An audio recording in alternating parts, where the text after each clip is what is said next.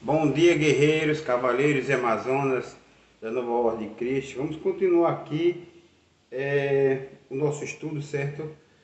Do livro Portugal Templário, né? Vida e obra da Ordem do Templo em Portugal. Então, nós paramos na outra leitura no a sede principal do Templo Português e as subsidiárias de Amaurol sobre a ilha de Tejo. E o bode,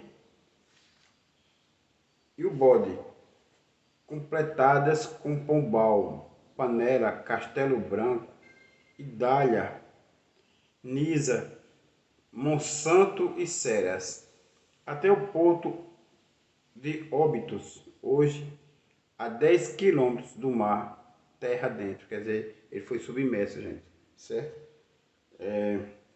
A presença templária fez-se fundamental no nascimento do reino, e as freiras, em troca, obtêm as lógicas prebentas e o lógico poder consequente, conseguem não depender do bispo inglês de Lisboa, Gilberto de Hastings, depois da intervenção dos cruzados ingleses na conquista da cidade em 1149.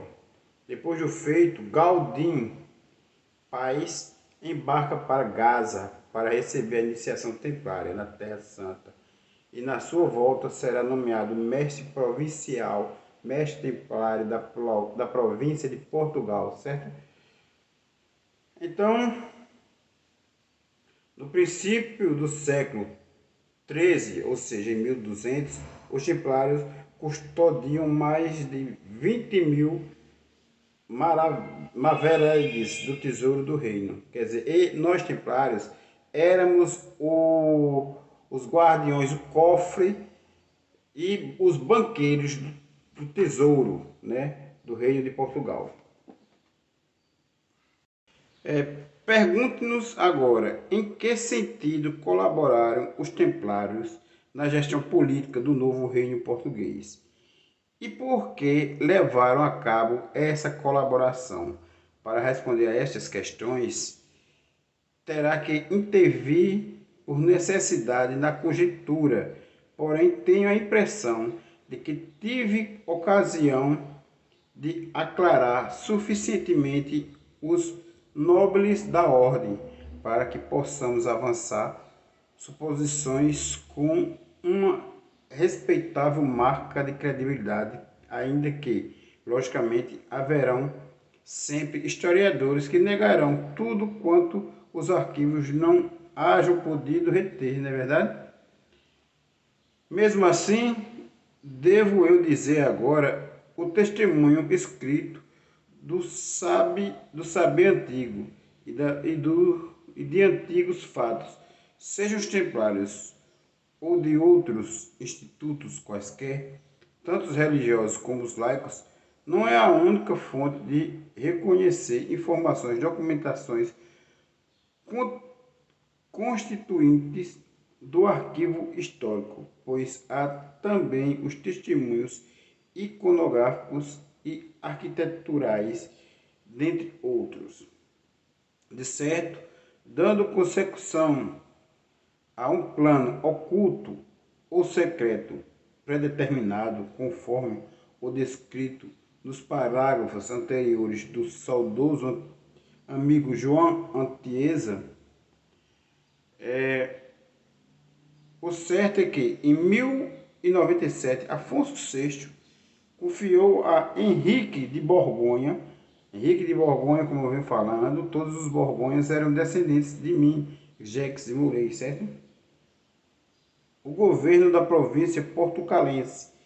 Assim, passado o condado deste a milho até o Tejo, com Coimbra demarcando inicialmente Fênix Gallier, a idade velha de Ox Portugalia. Bom, gente, vamos à continuidade, certo? Vou mostrar para vocês o mapa portucalense, certo? De Portugal. Certo?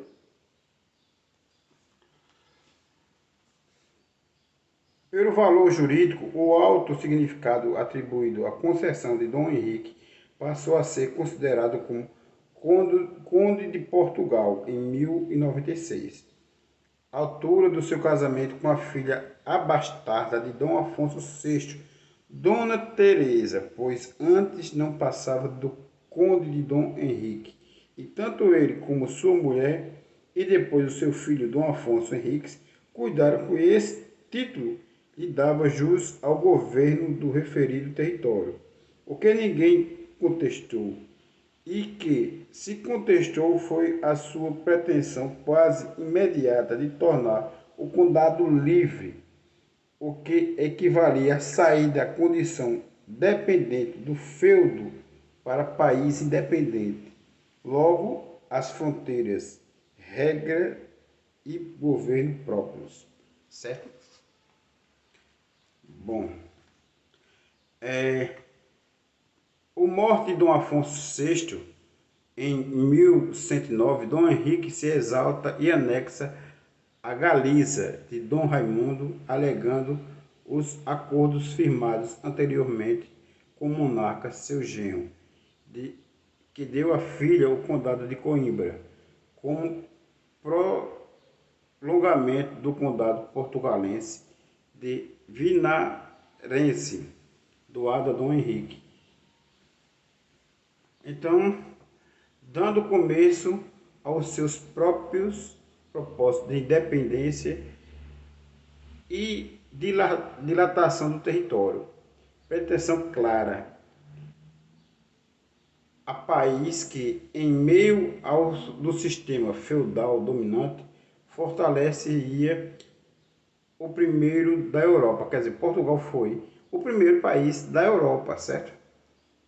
Cerca de 450 a 500 anos antes de outros saírem do letágio e interconfúndio feudais.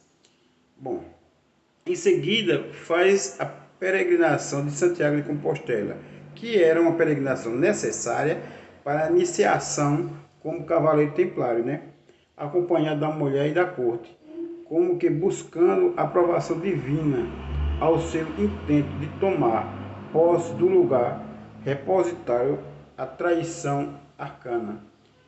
Toda a orla extremo ocidental, destinada a ser o futuro país do Portugal, quer dizer, o país onde...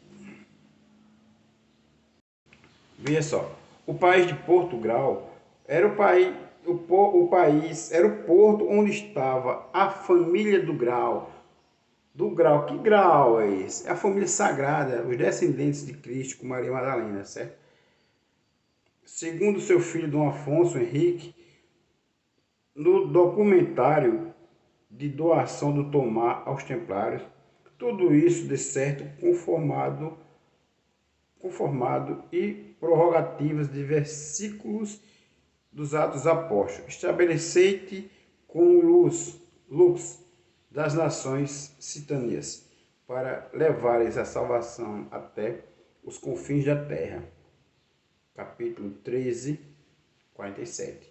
A família do conde Dom Henrique de Portugal, da casa dos duques de Borgonha, quer dizer, é só, viu? A família do conde Dom Henrique de Portugal, da casa dos duques de Borgonha, dos mesmos duques a quem eu pertenci lá na Espanha, lá na França, certo? Para que vocês possam entender um pouco, certo? Logo após a Segunda Cruzada, certo? Já estabelecido nosso território borgonhês na França, o que foi feito, certo? A partir de 1146 começou-se uma leve perseguição, né, da igreja após a morte de Bernardo de Claraval, né, a esses descendentes tanto de Bernardo, né, quanto que eram descendentes da linhagem de Cristo. Então, Em Borgonha, em nosso território borgonhês, ficou-se uma parte da família, e a outra parte da família que tinha direito ao trono, né, de Jerusalém, porque eram descendentes de Cristo, foram para o Porto do Grau, que se tornou depois Portugal, certo? Estou falando para que vocês possam entender o que está se falando. Então, o Porto do Grau, que depois se tornou Portugal, foi criado pelo o Conselho dos Rosa Cruzes Templários. O que era o Conselho dos Rosa Cruzes Templários? Era o conselho de pessoas descendentes da linhagem de Cristo. Se estava fazendo uma expansão territorial dos descendentes de Cristo, certo? Então, esse território, antigamente em Portugal, pertencia ao rei Salomão, certo? Então, foi feita foi levado o Dom Henrique, Dona Teresa e todos os primos que nós casávamos entre nós primos, né, para Portugal, e ficou apenas as pessoas que eram da segunda família, né, os primos, né? Então, os sobrinhos de Cristo, como nós falávamos dentro da ordem, mas que não tinham direito ao trono, certo?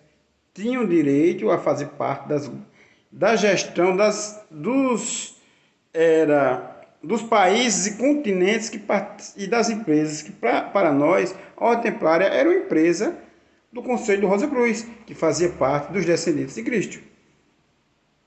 Para vocês entenderem o restante do estudo que nós estamos fazendo aqui de Portugal e os Templários.